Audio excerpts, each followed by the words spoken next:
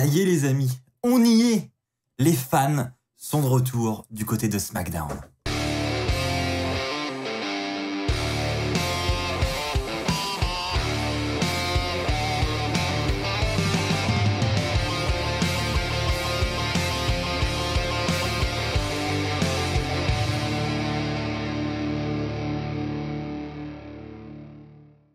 Bonjour à toutes et à tous les amis, c'est Axel et je suis très heureux de vous retrouver pour cette review. J'ai l'impression que c'est un petit peu la review du renouveau à la WWE et ça fait du bien. Quel show nous avons eu la nuit dernière. Je vais évidemment vous donner tous les résultats et vous partager mon avis. Alors avant ça, je dois avouer que ça a fait vraiment plaisir de retrouver les fans. C'était un truc de dingue. Honnêtement, on avait les frissons tout au long de la soirée. Franchement, ça fait clairement du bien. Les seuls petits points qui m'ont un petit peu déçu, je dois l'avouer, c'est le décor. Vous allez voir quelques photos. C'est vrai que c'est un peu simpliste. La WWE a voulu miser sur la technologie avec la réalité augmentée, etc. Donc ça, on peut pas du tout lui enlever. La WWE a toujours un pas d'avance sur la technologie. Maintenant, je dois avouer que je suis moins fan de la réalité augmentée. Et moi, je préfère avoir un décor un petit peu plus original, avec moins d'effets spéciaux rajoutés au montage. Mais ça reste mon avis. Après, je dois avouer que la qualité de cet écran géant, etc. est vraiment dingue. Je dois avouer que j'aurais aimé aussi avoir un petit renouveau graphique du côté du logo, du côté des animations, etc. Au final, on retrouve la même chose. Donc ça aussi, j'ai trouvé ça un petit peu dommage. Je pensais vraiment qu'on allait partir sur un renouveau total. Au final, non. Donc voilà, j'en ai terminé avec les points négatifs. Tout le reste, ça sera que du positif. J'ai même pas trouvé de flop de la soirée pour vous dire. Tellement j'ai passé un bon moment devant ce show, c'était vraiment incroyable. Les amis, n'hésitez pas vous aussi à partager votre avis dans les commentaires en ce qui concerne notamment ce nouveau décor. En attendant, c'est parti, on commence avec le premier point. Oh et puis non les amis, vous savez quoi, on va changer la règle. On va commencer tout de suite avec le top de la soirée parce que j'ai juste hyper hâte de vous en parler.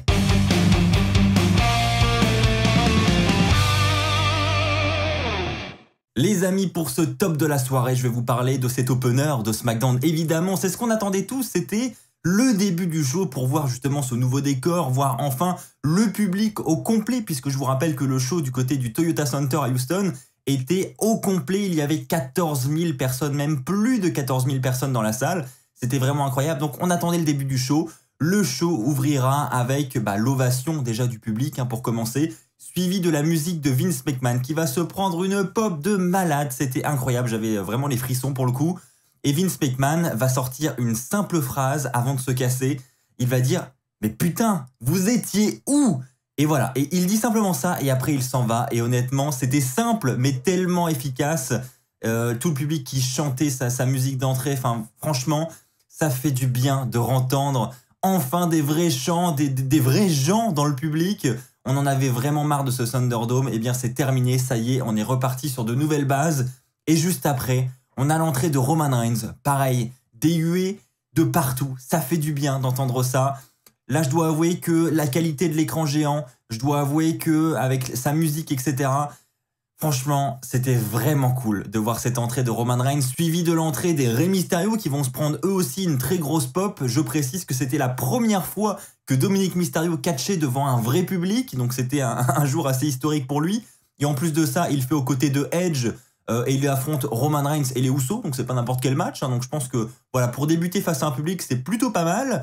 Et ensuite, l'entrée de Edge, mais magnifique. On sent que même Edge, il a tellement apprécié ce moment, cette pop qu'il a reçue. Il n'avait plus entendu ça depuis sa victoire du Royal Rumble en 2020. Enfin, ça devait être un truc de ouf. Et puis, pour la petite histoire, on était à Houston ce soir. Et lorsqu'il a remporté le Rumble, Edge, c'était également à Houston. Alors certes, c'était pas au Toyota Center, c'était dans une autre arène. Mais quand même, c'est la même ville, donc pour lui, c'était vraiment un moment hyper important. On commence donc la soirée avec un match 3 contre 3. Et voilà, j'ai mis ça en top de la soirée parce que pour les pop du public, quoi. C'est là où le public, selon moi, était le plus présent. Les premières entrées, etc. C'était vraiment fou. C'est là où j'ai eu le plus de frissons. Et donc ce match 3 contre 3 qui sera remporté par Roman Reigns et les Usos après un petit paquet de la part de l'un des Usos, je sais même plus lequel pour être honnête avec vous. Après le match, on a les Mysterio qui vont se faire attaquer par les Usos. Edge va venir prendre leur défense avec une chaise, mais lui se prendra un Superman Punch. Mais ensuite, Edge va réussir à revenir parce que pendant ce temps-là, Roman Reigns va aller chercher une chaise. Il va à son tour casser un barreau de la chaise pour essayer de refaire à Edge ce qu'il a fait sur les Usos et sur lui-même il y a quelques semaines de cela, à savoir lui faire un crossface avec cette barre directement dans la bouche. Mais Edge va revenir avec un spear et c'est finalement Edge qui va une fois de plus mettre cette barre dans la bouche de Roman Reigns. Et Edge va ensuite s'emparer du titre universel, le lever pour envoyer un nouveau message à Roman Reigns. Encore une fois, on a Edge qui prend l'avantage dans cette rivalité. Et selon moi, vous l'avez vu dans ma vidéo prono, mais je pense que quand ça se passe comme ça, généralement, c'est pas très bon. On a quand même un Edge qui est hyper dominant dans cette rivalité. Malheureusement pour lui, je pense que ça sent pas très bon pour Money in the Bank. Les amis, une nouvelle surprise du côté de SmackDown. On enchaîne avec que des points positifs. Premièrement, nous avons l'entrée de Sami Zayn. Sami Zayn arrive et nous dit une fois de plus qu'il y a une conspiration contre lui depuis plus d'1 an. Il trouve ça honteux de ne pas être dans le Money in the Bank ladder match. Et il commence une phrase, il va dire « Je ne bougerai pas tant que… » Et il n'aura pas le temps de la terminer puisque la musique de Finn Balor va retentir dans l'arène et Finn Balor effectue son retour du côté de SmackDown. Donc là aussi, je vous laisse imaginer la pop qu'il a reçue, très grosse pop pour Finn Balor. Finn Balor va monter sur le ring et il ne voudra pas écouter Sami Zayn. Il va enchaîner avec un reverse DDT suivi de son coup de grâce et Finn Balor va ensuite célébrer avec le public sur place. Donc là encore, c'était un petit segment. Bon, Sami Zayn avec sa conspiration, etc.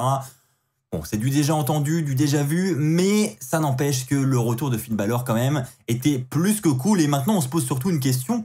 Quelle suite pour Finn Balor maintenant qu'il est à SmackDown? Vers quelle destination il va se diriger? Est-ce qu'il va viser un titre en particulier? La question se pose vraiment. Perso, je le verrais bien face à Apollo Crews quand même pour le titre intercontinental. N'hésitez pas les amis à me partager votre avis dans les commentaires. Est-ce que vous êtes d'accord? Est-ce que selon vous, il visera ce titre? Les amis, on enchaîne avec ce match par équipe. Les championnes par équipe féminine, Natalya et Tamina affrontent Shotzi et Nox qui ont une fois de plus eu leur nom complètement raccourci. Je parle évidemment de Shotzi Blackheart qui elle devient Shotzi aussi officiellement. Donc ça c'est la manie des officiels de la WWE. Hop, on raccourcit au maximum. C'est plus facile à dire pour les youtubeurs, etc. Donc c'est cool. Donc le nom est raccourci et surtout elles doivent de nouveau battre les championnes si elles veulent obtenir une opportunité au titre par équipe. Bon ça je comprends pas trop la logique, elles les ont déjà battues la semaine dernière, donc pourquoi le faire une fois de plus? Voilà, elles auraient pu avoir direct le match de championnat. Enfin bref, ça n'empêche que on aura aux abords du ring Liv Morgan et Zelina Vega qui participeront avec Natalya et Tamina au Money in the Bank ladder match féminin, donc elles étaient intéressées par ce combat. Et durant le match, on verra que ça va péter entre Zelina Vega et Liv Morgan. Elles vont se battre à l'extérieur. Ça va distraire Natalya. Et donc là, on a Shotzi et Nox qui vont en profiter pour faire un petit paquet. Une fois de plus, voilà, la fin du Thunderdome ne veut pas dire fin des petits paquets et des roll-up. Ça continue. Donc victoire par roll-up. Et donc c'est officiel. Nox et Shotzi auront un match pour les titres par équipe féminin face à Tamina et Natalya. Les amis, on enchaîne avec ce match de championnat pour le titre féminin de SmackDown. C'était annoncé, Bianca Belair devait affronter Carmella. Donc match honnêtement sympa, sans plus. Et il a été de courte durée quand même. Et ça se terminera avec un KOD de la part de Bianca Belair. Et le match se terminera de manière clean. Donc moi, c'est vraiment ce que je retiens pour le coup surtout. C'est qu'on n'a pas de roll-up, on a vraiment une fin clean. Donc ça, c'était le point positif. Donc j'espère que Carmella va être écartée du titre féminin. J'ai rien contre elle, mais c'est vrai qu'on a déjà vu un programme avec elle plus tôt il y a quelques mois là. Donc c'est vrai que j'ai envie de voir autre chose pour Bianca Belair. Alors je ne sais pas si on aura le retour de Sasha Banks, ce qui voudrait dire qu'on aurait un rematch de WrestleMania pour SummerSlam. Enfin, voilà, je ne sais pas quelle direction on va prendre, mais en attendant, je pense que définitivement Carmella est écartée du titre et c'est selon moi une bonne chose.